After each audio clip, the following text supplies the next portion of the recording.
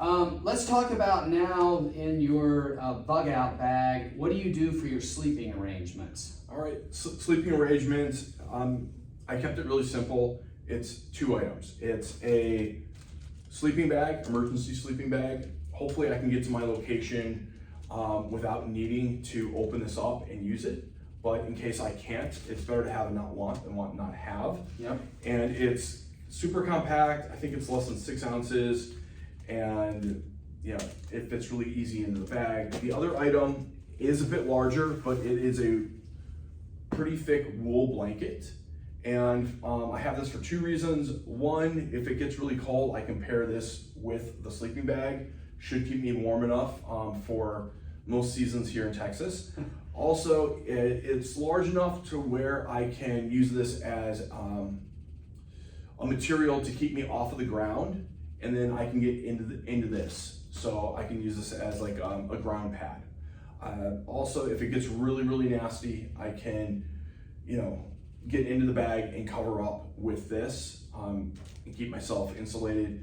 Wool does retain heat when it's wet, so that's important. That's why I chose this wool. Okay, and I like that. I love wool. I think it's by far the best if you had to choose one material for survival, because like you said, it gets wet and gets soaked and retains something like almost 80% of its heat, something like that, 2/3 to 80%. Just a couple other considerations.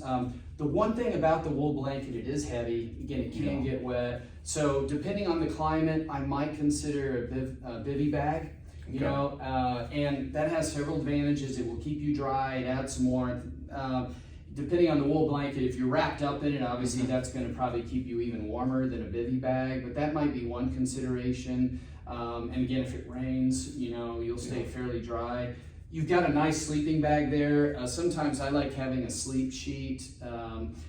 It just ensures to help, keep your bag clean, gives you a little extra layer. Also, again, the emergency warmth blanket I think is very valuable as well. So those are good. And then one other item too, which I think we overlook, or 2 items actually. One is maybe a tarp. And there's a number of reasons. The tarp's really light, it folds up. A lot of them come with the tent that you buy. So you can just take it out of your tent, put it in your bug out bag.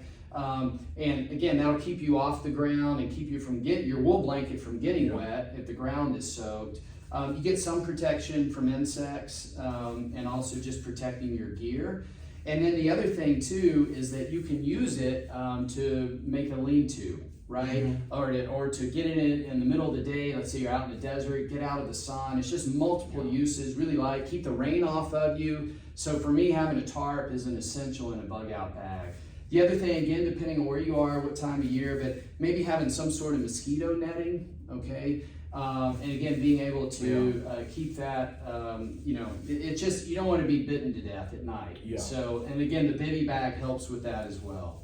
So I think that's great though. I think you have a good setup, just might add 1 or 2 of those things in there.